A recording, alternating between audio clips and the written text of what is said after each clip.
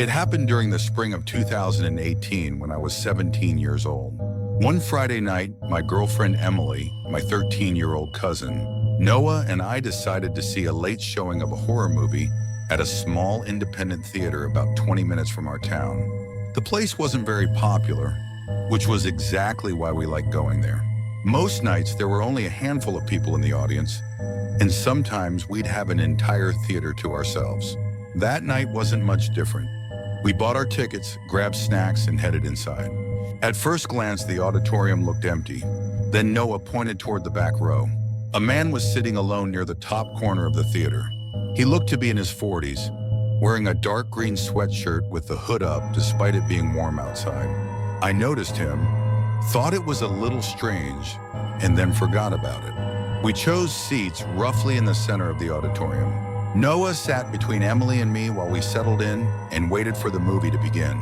A few minutes later, the lights dimmed. The previews ended. The movie started. Noah immediately began tearing into the candy he'd smuggled in from home. The constant crinkling of wrappers was driving both Emily and me insane. About 10 minutes into the film, I thought I heard movement behind us. I glanced over my shoulder. The man had changed seats. He was now one row closer. I shrugged it off. Maybe he wanted a better view. A few minutes later, I heard another seat fold up somewhere behind us. I looked again. The man had moved closer. This time, he was only 4 rows back. I leaned toward Emily and quietly joked that our mysterious audience member seemed determined to slowly migrate toward the screen. She rolled her eyes and focused on the movie. I tried doing the same, but now I couldn't stop paying attention. Every few minutes, I found myself looking back. Each time he was closer. He wasn't rushing. He wasn't acting obvious. He'd simply relocate one row at a time whenever enough time had passed. Eventually, he was only 2 rows behind us. By then, Emily noticed too. The confused expression on her face told me I wasn't imagining things. The strange part was that he never seemed interested in the movie. Every time I looked back, his head was lowered. Sometimes he appeared to be staring at the floor. Other times, he seemed focused on his hands, but he kept moving closer. I remember feeling incredibly uncomfortable. Part of me wanted to confront him. The other part kept convincing me there was probably a reasonable explanation. Then Noah whispered that he needed to use the restroom. I pointed him toward the exit and told him I'd wait outside if he needed help. He nodded and left. About a minute later, I checked behind us again. The man was gone. His seat was empty. For a second, I felt relieved. Then it hit me. Noah was alone. I stood up immediately. Emily asked what was wrong, but I was already heading toward the exit. The hallway outside was deserted. The restrooms were located at opposite ends of the corridor.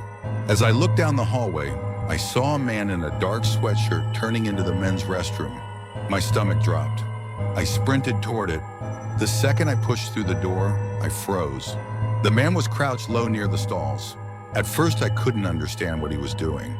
Then I realized he was peering beneath the stall doors, checking each one, looking for someone.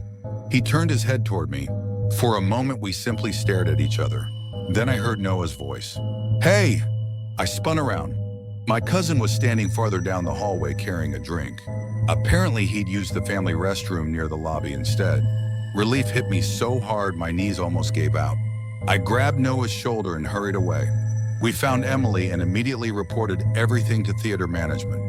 The employee working the front counter reviewed security footage while another worker contacted police.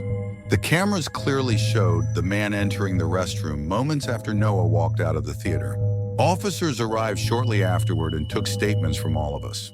Unfortunately, by then the man had disappeared. Police never identified him. Nothing ever came from the investigation. To this day, I still think about what would have happened if Noah had chosen the other restroom.